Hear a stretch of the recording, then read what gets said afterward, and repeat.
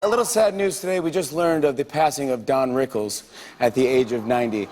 He's a comedy legend, and he's been on The Tonight Show countless number of times. I've personally been out to dinner with him a few times where he said some truly, truly mean things to me. which, if you're a fan, that's an honor. Our thoughts and prayers go out to his family. They called him Mr. Warmth as a joke, but that was what he was. He would always ask about my parents, my kids.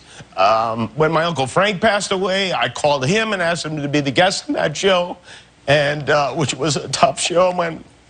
And he helped all of us through it.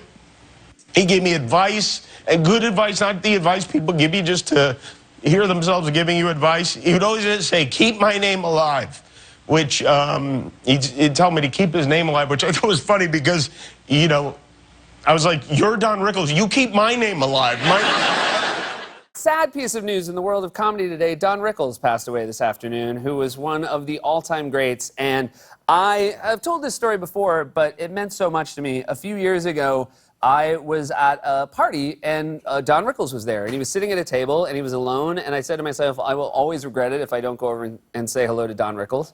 And I went over and I said, "Mr. Rickles, I just want to say hello. My name is Seth Meyers. I'm on Saturday Night Live." And he just looked at me and said, "Oh, I'm so sorry to hear Saturday Night Live was canceled." And I was like, "Oh, it wasn't canceled." And then he just went, "Oh, a guy can dream." I remember thinking there's nothing better than getting burned by Don Rickles. So I was always very thankful for that, and I was very thankful that we got to enjoy his comedy for all these many years. So rest in peace, Don Rickles.